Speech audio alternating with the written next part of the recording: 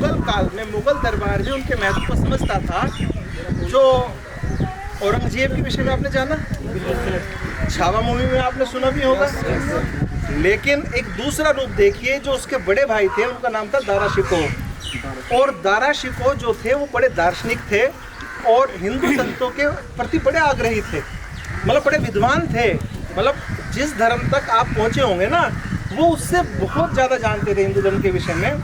और वो बाबा लाल दास के शिष्य थे, यानी कि उन बाबा लाल दास के जिन्होंने आपके सहारनपुर में रहकर एक लंबे समय तप किया।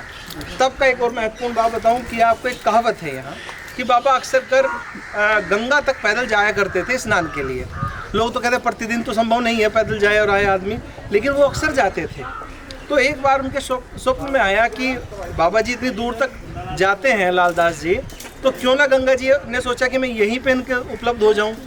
तो कहते हैं कि पीछे जो सकलापुरी एक मंदिर है प्राचीन, वहाँ पर हमने अभियान भी चलाया था। वहाँ से क्या होता है, धरती से नीचे पानी निकलता है ऑटोमेटिकली। अब वो कहते हैं कि वो पानी निकला और बाबा जी यहाँ पर तप किए हुए थे, यहीं पर बिल्कुल ये पूरा नदी का ही एरिया है, और उनके चरण को उस नदी ने स्पर्श किया, इसलिए उस नदी का नाम हो गया पाँव धोई नदी। तो पाँव धोई नदी अभी प्रतीकात्मक रूप से है, क्योंकि लोगों ने क्या किया, इसको पाँव धोई, इसमें गंदगी भी डालना शुरू कर दिया। और ये देखिए औरंगजेब के जो भाई थे ना दारा शिकोह, उन्होंने ये किताब लिखी, इसका नाम है सिर्रे अकबर। सिर्रे अकबर, अकबर का मतलब महान होता है, अकबर का मतलब अकबर नहीं होता है। 50 उपनिषदों की उन्होंने व्याख्या की, दारा शिकोह ने 50 उपनिषद की व्याख्या की। और वो किन के शिष्य थे, बाबा लाल दास के शिष्य थे। और उन्होंने कुछ प्रश्न पूछे थे, इससे आपकी जिज्ञासा देखिए आपको कुछ समझ बढ़ेगी।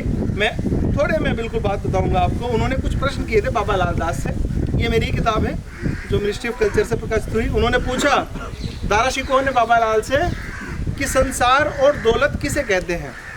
तो उत्तर मिला उनको, शरीर संपूर्ण संसार है और स्वास्थ्य सबसे बड़ी दौलत है। देखिए कितनी दार्शनिक बात उन्होंने कही है। उन्होंने दारा शिकोह ने पूछा शोभा के साथ जीवित कौन है और मृत कौन है। शोभा मतलब संस्कार के साथ अपनी जो उसकी असली सुंदरता होती है। तो बाबा लाल ने कहा शोभा के साथ वे जीवित है जिनके भीतर हृदय जीवित है, ठीक है, उनके अंदर शोभा होती है।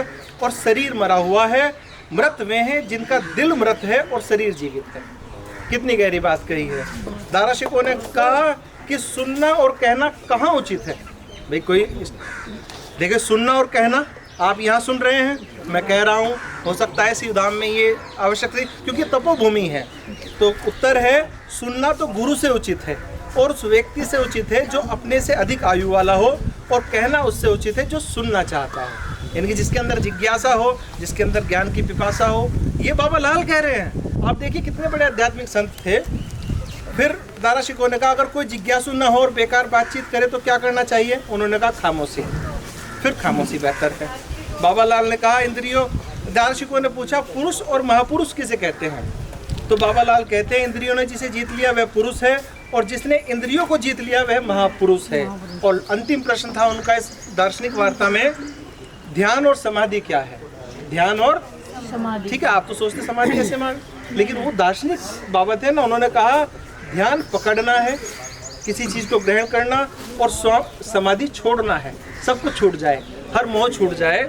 मन जंगली हिरन के समान है, वह कैद में आता है तो बड़ी बेचैनी का अनुभव करता है, उसके पश्चात बेचैनी और उछल कूद से थक जाता है तो जंगली स्वभाव को छोड़ देता है और निर्बल बन जाता है। तो बच्चों इतने महत्वपूर्ण स्थान पर आप हैं, ठीक है। और इस स्थान को कई गांवों का पहले टैक्स मिलता था। जाते हुए देखिए भित्ति चित्र बने हुए हैं मुगल कालीन समय के, ये भी देखिएगा। और पौधे नदी इधर है, ये भी प्राचीन कुटिया है, बाबा जी का समाधि स्थल वहाँ है, और उसी मंदिर में बाबा जी के चरण भी बने हुए हैं। मतलब वो प्रतीकात्मक है, क्योंकि चरण तो नहीं रह सकते हैं, वो तो एक लेकिन है पुराने वो, ठीक है। तो सारी चीज़ का दर्शन करो और अनुभूति करो उसका। चलिए धन्यवाद सर।